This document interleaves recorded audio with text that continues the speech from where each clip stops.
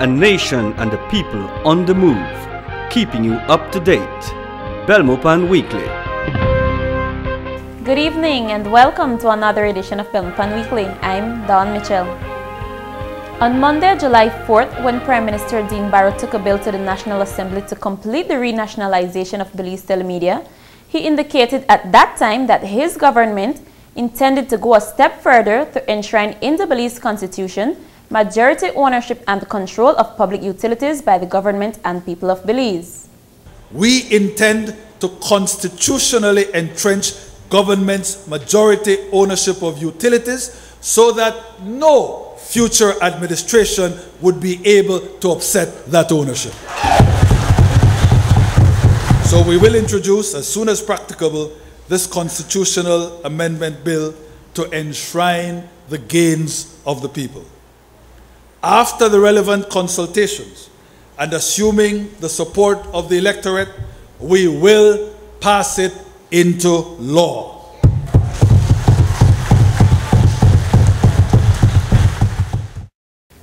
Less than 3 weeks later, the Prime Minister and his government are making good on their commitment, as tomorrow, July 22nd, the PM will be introducing in the National Assembly the promised Constitutional Amendment Bill. The bill is titled Belize Constitution 9th Amendment Bill 2011 and is defined and spelled out as a bill for an act to amend the Belize Constitution, Chapter 4 of the Laws of Belize, Revised Edition 2000-2003, to provide that the government shall at all times have majority ownership and control of public utilities, to clarify the provisions relating to the amendment of the Constitution, to safeguard the independence and integrity of the legislative process, and to provide for matters connected therewith and incidental thereto.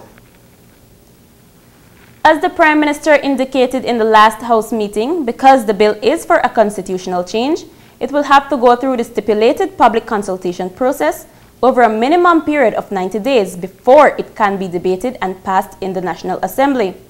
The Prime Minister is confident that the bill will have massive support from the Belizean public and will therefore become law. And we will thus complete what will no doubt be seen as the best work of this first term of the United Democratic Party government. Prime Minister Barrow there, speaking at the last House meeting. Despite the relentless bad-mouthing at home and abroad by agents of the former owners of utilities publicly acquired in the national interest, investor confidence in Belize is high and rising as our country rebounds remarkably from the effects of the global recession. Leading the charge in attracting and stipulating new investment in Belize is the Belize Trade and Investment Development Service, Beltrade, which under the leadership of its new executive chairman, Michael Singh, has been re-equipping and refocusing itself for the mission. This week, Beltrade held a workshop in Belize City entitled Strengthening the Institutional Architecture for Investment Attraction, Export Promotion and Development in Belize. It was held at the Belize Chamber of Commerce and Industry Conference Room in Belize City. The purpose of the workshop was to share frontier knowledge and international experience on the FDI attraction and export promotion programs with regards to the institutional framework. Beltrade has received support from the Inter-American Development Bank, IDB, to strengthen its capacity to be more focused on investment attraction. Later in this program, Prime Minister Barrow comments, among other things, about investment and job creation in the newest edition of Prime Minister Reports. We'll be right back.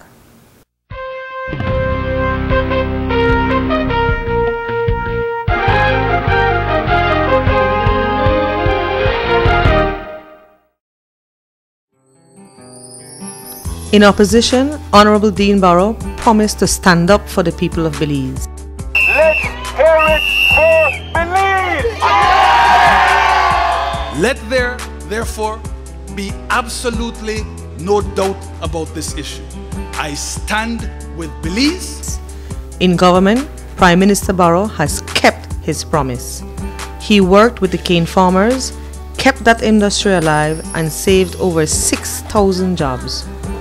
When Ashcroft was allowed to cream millions off the backs of Belizeans, was allowed to own the 2 telephone companies in Belize, and deprive citizens of real competition, Prime Minister Barrow acquired BTL in the interest of Belizeans and national dignity. When a foreign multi-billion-dollar company threatened blackouts and held Belizeans to ransom, Prime Minister Barrow acted decisively in the interest of Belizeans. The issues may change, but the reason consistently remains the same. Prime Minister Barrow has always acted in the best interest of Belize and Belizeans.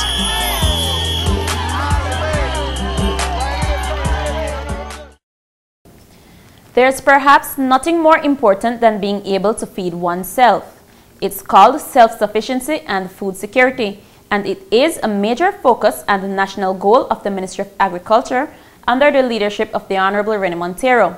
This past week, the energetic Minister of Agriculture was at it again. The beneficiaries this time, San Antonio and the Cristo Rey communities in the Cayo district. Rudy Aguilar has more. The loud chirps of small chicks eager to come out from their box confinement was the sound that greeted us as we caught up with Honorable Montero on his arrival at Cristo Rey community. Those chirps were, of course, music to the ears of industrious residents eager for a chance to produce, feed themselves, and make some money. Once released from their confinement, the chicks will occupy the wider open spaces in the homes of those residents who will feed and nurture them into wholesome and nutritious homegrown produce fit for consumption or sale. Minister Montero explained why he and his government are investing so much in our farmers and entrepreneurs. We are delivering 50 day-old broiler chicks to 7 women. This is part of what you call it, the food security program through integrated farming system, whereby we are targeting the rural areas so that they can increase their income, at the same time provide employment, and at the same time increase the nutritional status of the rural areas. So this is countrywide. We have this program because we have delivered some to Honorable Castro and we have delivered some to Honorable Hutchison, and then we will continue in the other districts so that everybody in the rural areas get a part of the pie. Residents of the area tell us they are always happy to see Honorable Rene Montero, as he is a man that invariably backs up his word with action. He never comes empty-handed, they say, not handing out money, but providing the means for them to make it and feed themselves. We were just as eager to find out what and who is next. Right now is the time to plant, and we are assisting farmers across the country, giving them corn seeds, we're giving them vegetable seeds, and also we are giving them some fruit trees, coconuts, plantains, cassava, cocoa, and some noni, some mangoes, so that they too can, this is part of the integrated farming system, whereby we target the rural areas, so that the farmers are able to produce and live off their farm, and not only live off their farm but create employment and generate income, and overall is to improve the nutritional status of the whole family. We asked Minister Montero what advice he has for the many graduates during this season who might want to consider agriculture as their vocation. We can guide them whereby they can get their land first, and then we can give them, say, technical assistance in terms of capacity building and also assisting with some of the resources. We are there to see if we can develop agriculture in this country, because agriculture is the backbone of our economy. And once we can produce our food for our country to feed our nation, I think we have accomplished a lot. From Cristo Rey, Minister Montero moved on to San Antonio to hand over similar donations and offer sound agricultural advice to residents. For Belmopan Weekly, I am Rudy Aguilar. If you would like more details on the Ministry of Agriculture's food security program, you are welcome to call at 822-2242 or 822-2241.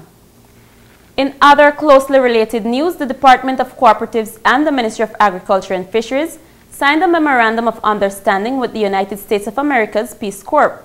The department also observed International Cooperative Day. More in the following report by Claudia Grouch. The Memorandum of Understanding provides for 6 Peace Corps officers to be attached to the Cooperatives Department over the next 2 years. the Administrative Officer of the Ministry of Agriculture and Fisheries, Mr. Errol Gentle, spoke on behalf of the Minister of Agriculture, Honorable Rene Montero. I am very grateful for the technical support which the Peace Corps is given to the Cooperatives Department. This will surely contribute to the institutional capacity and development of the Cooperatives Department and agriculture sector in Belize. I am sure that the experienced and highly competent volunteers who will work with the Cooperatives Department for the next 2 years will contribute to the rejuvenation of the cooperative movement in Belize. At the same time, I hope that you impart your knowledge to our cooperative officers to enhance their skills in the management of cooperatives in Belize. Speaking on behalf of Peace Corps was Belize Country Manager Nina Hernandez. As we enter our 50th anniversary here in Belize, we are evaluating our impact and we're looking at our program direction. And that is why I'm really thrilled that we are partnering with the Co-ops Department and the Ministry of Agriculture here, because I think that this is exactly the kind of partnership that will represent Peace Corps future in Belize. Our interest here is in promoting community development by focusing on small business and micro enterprises. And this is, of course, something that the Co-ops Department shares. Co-ops present unique opportunities, especially for small rural communities, to improve their economic well-being by creating meaningful employment and income-generating opportunities. Peace Corps is very interested in re-engaging with its partners and re-engaging with the government of Belize. And we are really confident that this collaboration represents the very best and that it can be a model program that we hope we will be able to replicate throughout Belize with other ministries and other partners. After all, working together is important. None of us is as good as all of us working together. The mission statement of the Department of Cooperatives states, the Department of Cooperatives is committed to the strategy, management of human, technical, financial, and other resources for sustainable development of cooperatives as business-oriented units in the socio-economic development of Belize. For Belmopan Weekly, I am Claudia Grouch. We note that this government in word and action has given great priority to re-strengthening the cooperatives movement, having increased officers in the cooperative department from 12 to 21.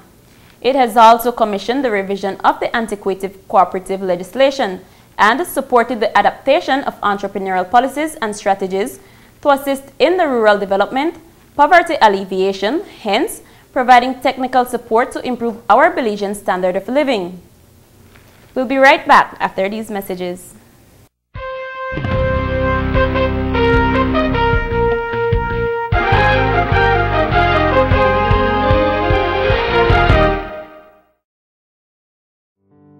What if a disaster strikes without warning? What if life, as you know it, is completely turned on its head? What if everything familiar becomes anything but? Before a disaster turns your family's world upside down, it's up to you to be ready. Get a kit, make a plan, be informed today. Learn how at www.nemo.org.bz. The issue of lands has been in the news a lot lately as a result of alleged fraudulent activities surrounding the sale of privately owned lands. This week, Belmopan Weekly's Ada Herrera sat down with Lands Commissioner Wilbert Vallejos to clear the air about what exactly is happening, who is responsible, and what is being done about it. Ever since the first report was brought to our attention, personnel at the Lands Department has reviewed the process flow that regards or refers to the recording of deeds, conveyances, and certificate of titles in order to identify weaknesses and gaps and remedy them. And since May, we have implemented a new process flow that would capture these weaknesses and gaps. And we really want to stress and we want to inform the public on what these measures are. Example, a land titles unit information process manual, which highlights the procedures to be followed, has been implemented. All transactions will be processed through an applications management system in order to allow for proper accountability of all documents that are being vetted for recording. A submission form must also accompany all applications. This submission form provides all the particulars of the land, inclusive of the landowner, and also the requisite recommendations of senior officials that vet these documents. I had said this before, and it is the picture ID from the landowner, which will now be required as part of the documents to be submitted for processing. And finally, the Office of the Commissioner is now part of the process flow. The Commissioner will be responsible for vetting the values on applications and other things. There has been an ongoing investigation from the time we knew that people were complaining about situations like this. The assessments done on the value of properties, which is something that has been discussed and mentioned a lot, appears to be suspicious, just like the signatures on the alleged fraudulent conveyances. And in this situation, like in any other situation, the Lands and Surveys Department is required to do an investigation, compile its information, formulate a report, and pass on the report to the authorities who are responsible for making a decision and taking action. But I want to mention to the general public that if during the investigation or after the investigation we find that officials of the Lands and Surveys Department have been part of this fraudulent scheme, or if they have been participating in the whole fraudulent transactions, that they will be held accountable. We have advised, and we continue to advise members of the general public, that if they have been victims or they suspect to be victims of fraud, that they bring their matters to the police and to follow it to its last consequence.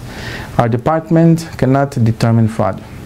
Our department can suspect fraud and can do what is necessary or provide information necessary to the authorities who are in a position to determine fraud. When we return, another edition of Prime Minister Reports, in which the PM answers questions from the public about BTL, preventative detention, investment and job creation. We'll be right back.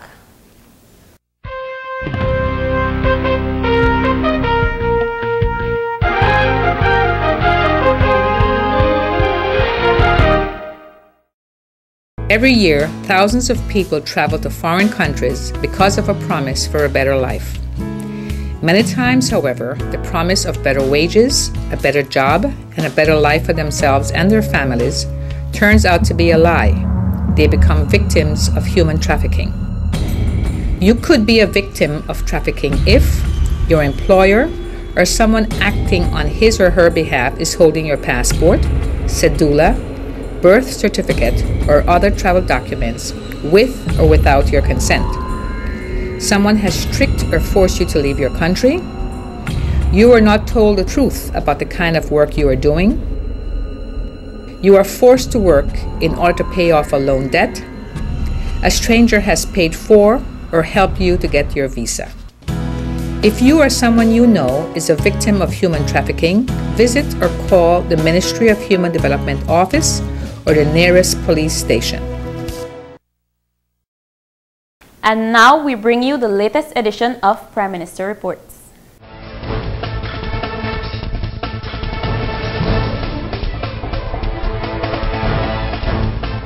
Welcome to the Prime Minister Reports, brought to you by BTB and Belize Natural Energy. This evening, the Prime Minister answers questions posted on his Facebook page. Stay tuned for his answers on BTL, preventative detention, and job creation.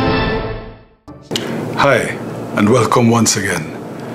What I thought I'd do this time is to use the opportunity provided by these little chats to answer some direct questions that I've received. Actually, I've started a Facebook page, and I asked people to post questions on that page so that in talking to you, I could know that in fact I am addressing particular concerns that people might have. So I did ask for people to submit questions, and in fact I got perhaps more than I bargained for. There are too many questions that have been sent and not enough time to answer all of them.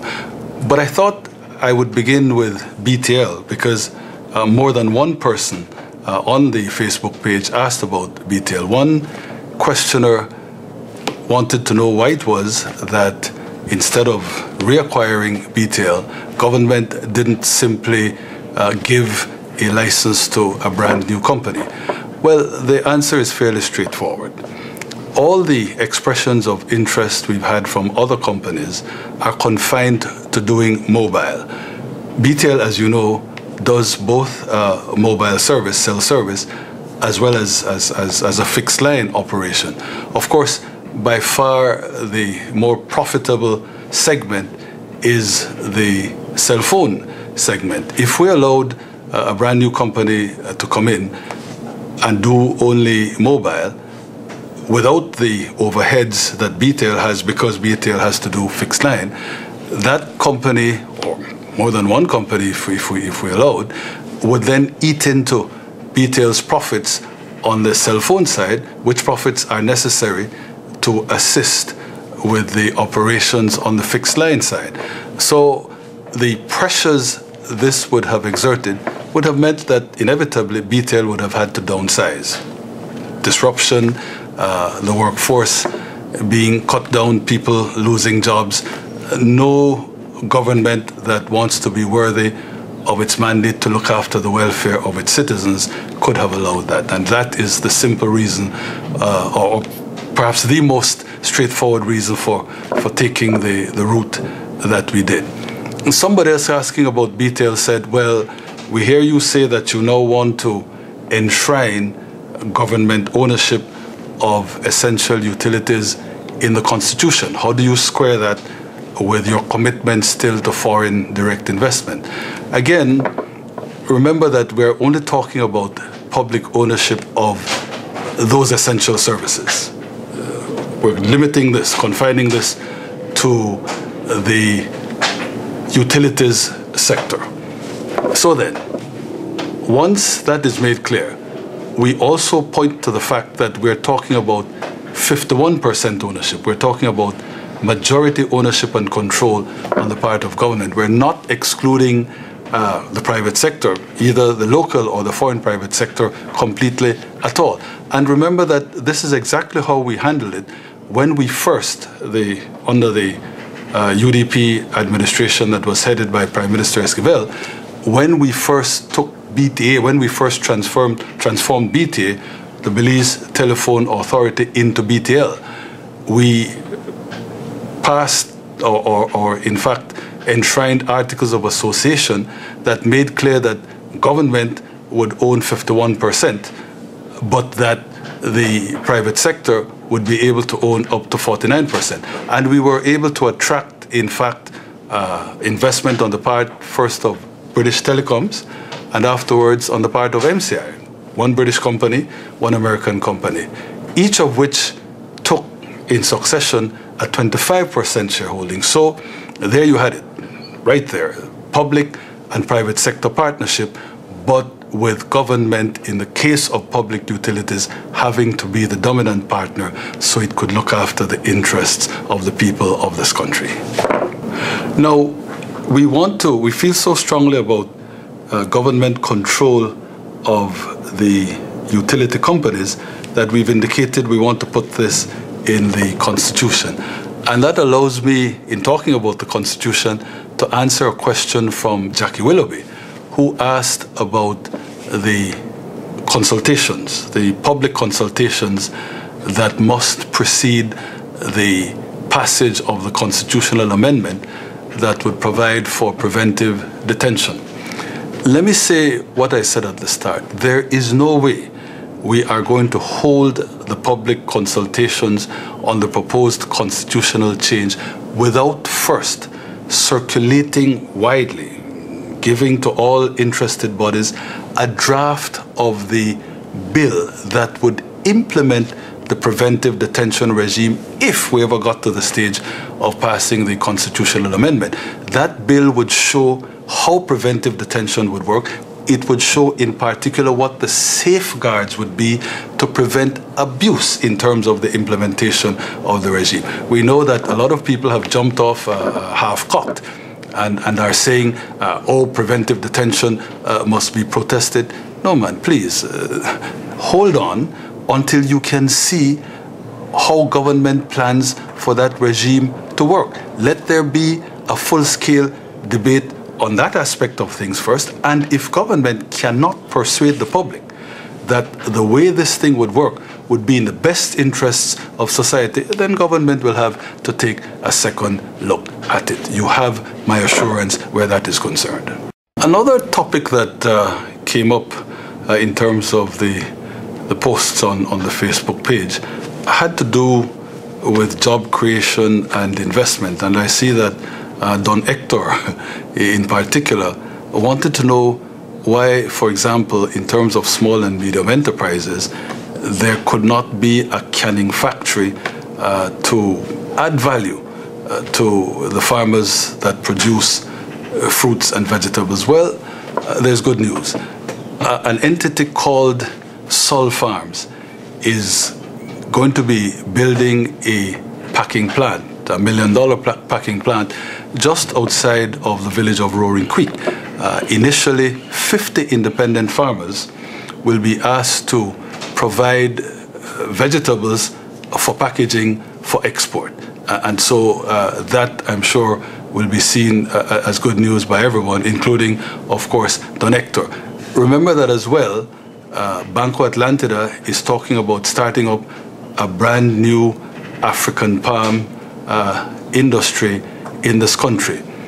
Job creation generally, well, the government has made these equity investments in the DFC, initially to the tune of $5 million, and we will be contributing more on lending to small businessmen or businesswomen. So that's one way of trying to drive the economy at that level. The Belize Tourism Board announced at its annual industry presentation that their marketing budget has now gone up to something like $12 million. So we can expect a kind of lift in the tourism industry that will also create more jobs. Just yesterday, we signed the contract for the road now between San Esteban and Progreso in the north to be upgraded, to be taken to paving standards. These are all things that will help to deal with the problem of unemployment that my friends on the Facebook page are so concerned about. Let me end this time by answering a couple of particular questions. Somebody wanted to know about township status for Ladyville. That's fine after consultation if that's what the residents want. But do understand that if that happens, there will be additional taxes that the township will have to charge. You'll have to pay property tax fees. You'll have to pay other fees in terms of the services provided. So, but it's a matter for discussion and consultation. Somebody asked me about a police station in Crooked Tree. Well, there is money in the current budget for that, so work should start on the construction of the new station very shortly. In the meantime, the person said there is no police presence in Crooked Tree at all. I've spoken to the commissioner and the CEO, and that will be handled. Next time, I expect to be answering some more of your questions, and I hope you will find the new format useful. Thank you.